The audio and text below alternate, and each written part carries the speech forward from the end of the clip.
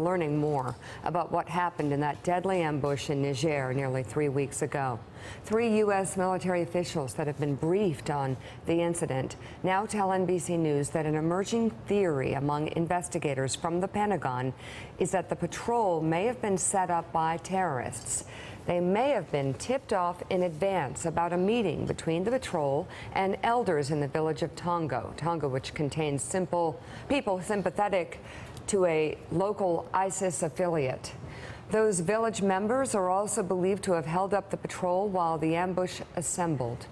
These types of meetings are routine, according to the officials. However, it's not clear if this meeting was part of the original patrol or if it had prior approval. Yesterday, Chairman of the Joint Chiefs of Staff, General Joseph Dunford, gave an update on the investigation. We owe you more information. More importantly, we owe the families that have fallen more information, and that's what the investigation is designed to identify. The questions include: did the mission of U.S. forces change during the operation? Did our forces have adequate intelligence, equipment, and training? Was our pre-mission assessment of the threat in the area accurate? How did U.S. forces become separated during the engagement, specifically Sergeant Johnson? And why did it take time to find and recover Sergeant Johnson? Joining us now, NBC News national security and military reporter Courtney Kube, who has the lead byline in the NBC report about the emerging theory of what happened. Also with us, former NATO Supreme Allied Commander, now the Dean of the Fletcher School of Law and Diplomacy at Tufts University, retired 4-star Navy Admiral James Stavridis. He's Chief International Security and Diplomacy Analyst for NBC News and MSNBC. Good morning to you both. Admiral, let me start with you. As you listen to the facts that we know so far, what strikes you about this mission?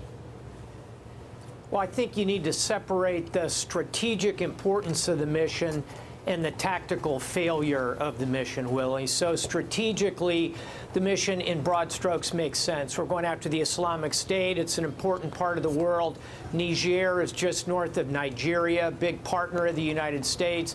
France has a big mission next door in Mali. Strategically, the mission makes sense. We have a tactical failure, a significant one. To see the chairman of the Joint Chiefs on television question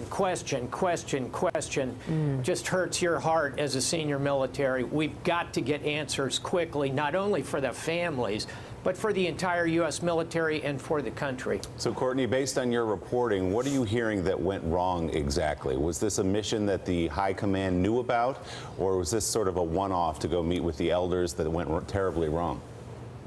It's seeming more and more likely that there were actually 2 separate missions within this mission, that while they went out on a reconnaissance patrol early in the morning on October 3rd, and the mission continued into October 4th, that there was some change, there was some new direction that they took, and we just don't know what that was. General Dunford was actually very candid about that that's something that they're looking at, whether there was, you know, a separate offset or a subset, you know, offshoot mission that they undertook.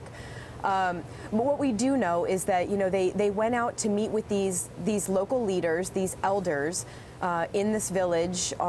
They arrived about 10 o'clock a.m. GMT, Greenwich time, and they met with them for about 30 minutes. They jumped in their vehicles and they drove a very short distance before they came under fire. They were in unarmored vehicles and they were attacked with small arms, AK-47s.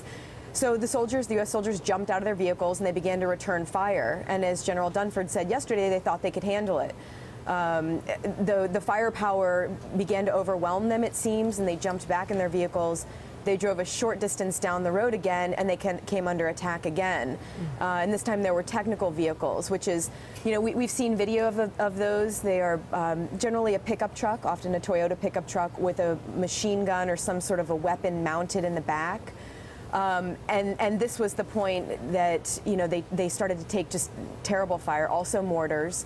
And soon after that, they called in for reinforcement. You know, one new detail that General Dunford shared yesterday was that within minutes of the initial troops in contact, the first time they came under fire, they did get a drone overhead. So we know now that there's some full motion video of the actual incident, of the attack.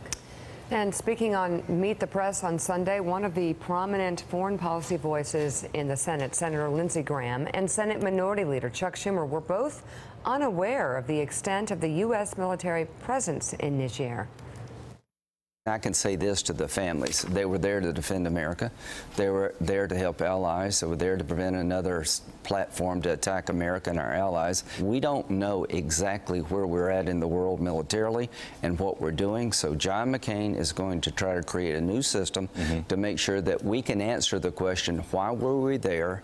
We'll know how many soldiers are there, and if somebody gets killed there, that we won't find out about it in the paper. And John McCain and I think General Mattis are going to come up with a new process, I hope. But I didn't know there was 1,000 troops in Niger. John McCain is right to tell the military, because this is an endless war without boundaries, no limitation on time and geography. You got to tell us more, and he's right to say that. I got to ask, as the Senate Democratic leader, have you been briefed? Not yet. I hope to be briefed early next week. You heard Senator Graham there. He didn't know we had 1,000 troops in Niger. Did you? No, I did not. Wow. Admiral, is it surprising that leading members of Congress wouldn't have known about that deployment?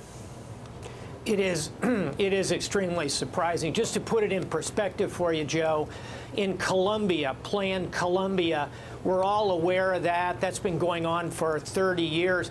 We only had about 900 troops there at absolute peak, and that was a big deal, a lot of debate, very aware of it.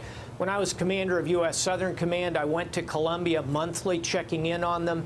So I'm very surprised that a deployment of that size. Let me ask you, they wouldn't know because the Pentagon hid it? Because the Pentagon didn't bother to tell them? Why wouldn't they know? Because they don't have staff?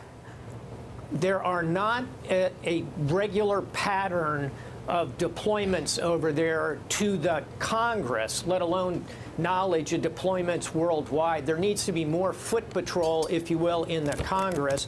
And there might have been a breakdown between staff on the Hill and the principals on the Hill. Boy, that seems unlikely to me. Now, in fairness, the war on terror is a global operation. Things are moving fast. But 800, 900 troops, that's something you would think our senior political leaders on the Hill would be very aware of. Yeah. All right. Admiral, stay with us. Courtney, thank you very much. We'll be following your reporting on this ongoing story, and thanks very much for coming on the show this morning. Thanks for checking out MSNBC on YouTube, and make sure you subscribe to stay up to date on the day's biggest stories. And you can click on any of the videos around us to watch more from Morning Joe and MSNBC. Thanks so much for watching.